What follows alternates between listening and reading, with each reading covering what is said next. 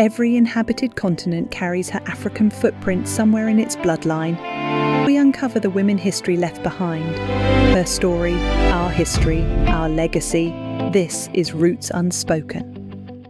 In June of 1845, a British frigate and 2 French warships opened fire on the Madagascar coast. They were driven off, and when the smoke cleared, the queen who ordered that defense had the heads of 21 dead Europeans cut off and set on stakes along the beach, facing out to sea so the next fleet would understand the terms. Her name was Ranavalona. She held Madagascar's independence for 33 years, in the exact decades when almost every other coastline on Earth was being carved up and handed out in European capitals. She also presided over a system of trial by poison that killed people in numbers her own descendants still argue about. Both of those sentences are true. This episode is not going to pick one.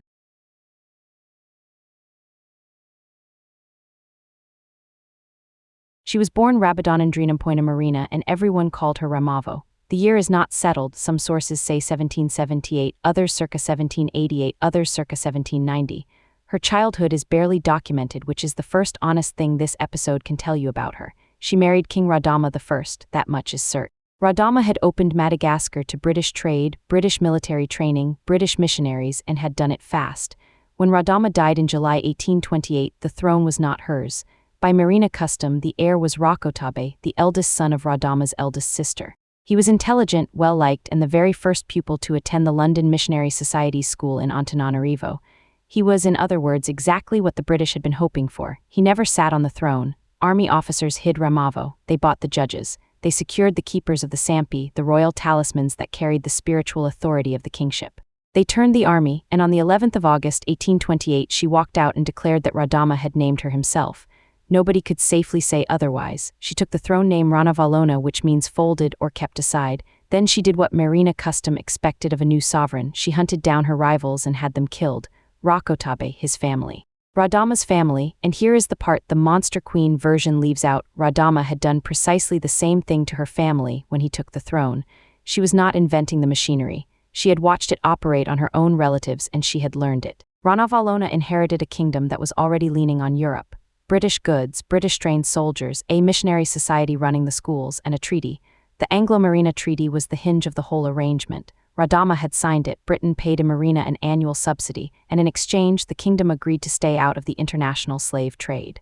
Shortly after taking power, Ranavalona annulled it. She refused the payments. She walked away from the terms. Now you can read that as an anti-colonial act, and there is a real case for it. She was cutting the wire that Britain was using to reach into her kingdom's decisions, but you have to say the rest of it out loud.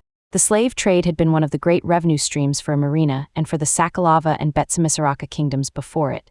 Tearing up that treaty did not only buy back sovereignty, it reopened a market. Between 1820 and 1853, roughly 1 million enslaved people were brought into a marina from the coastal regions. They came to make up about a third of the population of the central highlands and about 2/3 of everyone living in Antananarivo, her own capital city. So when this channel says Ranavalona defended Madagascar, be precise about what that means. She defended the kingdom of Marina's sovereignty, its right to rule the island on its own terms, including its right to keep enslaving other Malagasy people without a British warship asking questions about it. That is not a European slander. It is in the ledger, and it cost her immediately. Ending the treaty ended the flow of modern British weapons into her arsenal. In 1829, barely a year in, 6 French ships attacked the fort at Falpoint on the east coast unprovoked. Her army pushed them off at the next port, then her envoys simply talked and talked, long enough that malaria did the rest until the French casualties forced the ships to leave. She had won, but she had won without a single modern rifle she could not make herself. She noticed. Here is the detail that breaks the cartoon. Ranavalona did not ban Christianity the day she took power. For the first several years of her reign, the London Missionary Society's printing press ran harder than it ever had under Radama. Thousands of hymnals. The complete New Testament, translated and printed and handed out between 1829 and 1830. She let that happen. What she banned first was books in the army because she was not interested in illiterate soldiery reading things she had not approved. That is not superstition. That is a head of state counting risks. Then it tightened one turn at a time.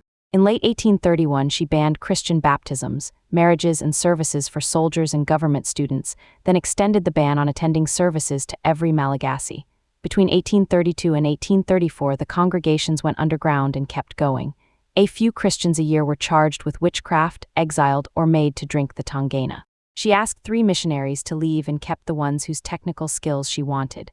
Then, on the 26th of February, 1835, she stood up and gave a kabari, a formal public oration, the traditional instrument of Marina rule, and made it law. And her actual words are worth hearing because they are not the words of a lunatic. To the English or French strangers, I thank you for the good that you have done in my land and my kingdom, where you have made known European wisdom and knowledge. Do not worry yourselves, I will not change the customs and rites of our ancestors. Concerning religious practice, baptism, or assemblies, it is forbidden for my people who inhabit this land. Concerning you foreigners, you can practice according to your own manners and customs. Read it again. She did not ban Christianity. She banned it for Malagasy people. Foreigners could pray however they liked, they simply could not fish in her waters. Within a year, nearly every foreigner had gone home anyway. Under the decree, Malagasy Christians who kept a Bible, gathered to worship, or refused to renounce the faith were fined, jailed, put in irons, made to drink the tangena, or executed.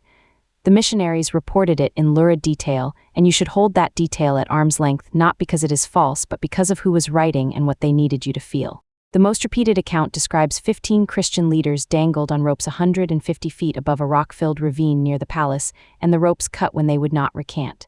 The Andaholo Cathedral stands on that outcrop today, built to remember them.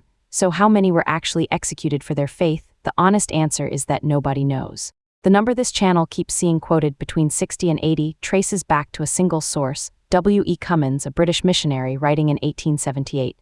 That is 17 years after Ranavalona was already dead from a man whose institution she had thrown off the island. It may well be right, but it is one man's count and it deserves to be named as one man's count. And the executions were never the main engine. Far more Malagasy Christians were pushed into the tangena ordeal, or sentenced to forced labor or stripped of their land, and a great many of those people died too, without ever appearing in anybody's execution tally. In 1849, Cummins' own worst year, 1,900 people were punished for their faith. 18 were executed. The gap between those two numbers is the whole story. Ranavalona had cut herself off from European weapons. She needed her own, and in 1832 the sea handed her the answer. A Frenchman named Jean Laborde was shipwrecked off Madagascar. He survived, and it reached the Queen's ear that this castaway knew how to make cannon, muskets, and gunpowder. She gave him everything. At Mantasoa, a valley chosen for its water, its timber, and its iron ore, Laborde built her an industrial complex, and he built it with 20,000 conscripted laborers. From 1837, 1,200 workers turned out cannons, rifles, bullets, swords. And then, because a self-sufficient kingdom needs more than guns, bricks, tiles, glass, porcelain, silk, soap, candles, cement, ink, dyes, sugar, rum, sulphuric acid, and lightning conductors. Sit with the scale of that. In the 1830s, a Malagasy queen who had expelled the European powers was manufacturing her own artillery and her own sulphuric acid in her own highlands on her own terms. Almost no state in Africa or the Indian Ocean was doing that. She was not rejecting technology. She was refusing to rent it. This is the part where the backward, superstitious queen story simply collapses. It does not survive contact with Mantasoa, but look again at that first number, 20,000 laborers. They were there under Fanumpona, forced labor owed to the crown in place of taxes paid in money or goods. It was an old Malagasy institution, and she leaned on it harder than anyone before her because it was the only way to fund a kingdom that had walked away from foreign credit. Her independence was real. It was also built by people who could not say no. Every cannon at Mantasoa has that in it. Laborde ran it until 1855 when the Queen exiled him. The furnaces went cold. By 1845, Ranavalona had issued an edict that put it plainly: Europeans living in Madagascar could submit to Malagasy law or they could leave. There was no third option and no special standing. Britain and France decided to answer that with guns. Between the 13th and 17th of June, 1845, the French ships Berceau and Zélé under Romain Desfossés, together with the British frigate Conway under Captain Kelly, bombarded Tuamasina. The stated grievance was the expulsion of the missionaries and the persecution of Christians. No apology came, so they landed. They took some forward positions. And then they hit the Hova Battery, a fortified wall defended by Marina troops carrying Marina-made weapons, and they could not get through it. The attack failed. The fleet withdrew. Stop and measure that. In 1845, a joint Anglo-French naval operation was beaten off an African shore by an African army firing guns cast in an African foundry, and it stayed beaten off. Then came the beach. Ranavalona had the heads of 21 European dead cut off and mounted on stakes along the shoreline, turned to face the ocean. A message written in a language every navy in the world could read from the deck. It worked, and it hardened everything. She closed the ports. She billed the foreign merchants still on the island for the cost of the repairs. Madagascar had just told two of the most powerful empires on earth to get off its coastline. and for the rest of her life, they did. The Tangana ordeal did not start with Ranavalona, it was old, but under her it became the central instrument of order in the kingdom, and she used it at a scale nobody had before. Poison was extracted from the nut of the Tangana tree. The accused swallowed it along with 3 pieces of chicken skin. Vomit up all 3 and you were innocent. Fail or die and you were guilty. An estimated 20 to 50% of everyone who took it died, and here is the detail that tells you exactly what kind of instrument this was. If the accused was a noble or a freeman, the poison was tested on a dog and a rooster first and only given to the accused if the animals died. If the accused was Ndavo, enslaved, they drank it immediately. No stand-ins, no margin. The same ritual, 2 completely different survival rates assigned by birth. This was not divine justice. It was a machine and it was calibrated. You could be accused of theft, of Christianity, and above all of witchcraft, for which the ordeal was routinely compulsory. The 19th century Malagasy historian Rahumbana, a Malagasy voice, not a missionary one, wrote that ordinary people genuinely believed the Tangana delivered a kind of celestial justice. They had such faith in it that a wrongly condemned innocent was accepted as a just verdict whose reasons were simply beyond human understanding. That is what made it work, not fear alone, belief. It was outlawed in 1863, 2 years after her death, and it kept going in secret anyway. Now the numbers, and this is where you have to slow down because this is where almost every telling of Ranavalona's life goes wrong, including the flattering ones. You will read that Madagascar's population fell from 5 million to 2.5 million under her rule, half the country. It gets quoted constantly. Look at the actual claim. That having is dated to between 1833 and 1839. 6 years. And the companion figure says Imarina itself fell from 750,000 to 130,000 between 1829 and 1842, an 83% collapse. No society on Earth loses 83% of its people in 13 years and keeps manufacturing artillery, fielding an army of 30,000 and repelling European fleets. And Madagascar's population was still only around 5 million in 1960. These figures do not survive arithmetic. That does not make them a colonial fabrication. It makes them estimates, one statistical lineage, copied forward for a century and a half until repetition started doing the work that evidence should. So what is solid? The historian Gwyn Campbell, the same scholar who did most to rehabilitate her, put roughly 60,000 non-marina dead in the military campaigns from 1816 to 1853, and 160,000 marina soldiers dead in the same span. An average of 4,500 of her own soldiers dying every year. A quarter to half of every garrison she posted in the lowlands died annually of malaria. Read that again.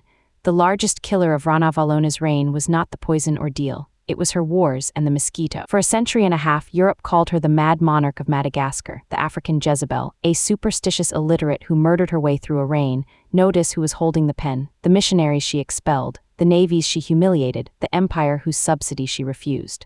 And notice too that female sovereigns who used absolute power got called unstable and cruel for doing what male monarchs did without ever being called mad at all. The historian Gwyn Campbell took that framing apart. His question, and he put it in print exactly this bluntly, was, African Jezebel or patriot? Campbell's answer is that her economic and military policy was not superstition. It was a rational, coherent strategy to keep her realm, and now the part that should stop you. Ask a Malagasy person today, most condemn her. Current Malagasy school textbooks treat her negatively, and that view is strongest among Malagasy Christians, whose ancestors are the people who drank the Tangana. Others admire her for holding the line on Malagasy independence. The majority, whatever they think of what she did at home, consider her a formidable ruler. That is not Europe's verdict, that is Madagascar's, and it is split.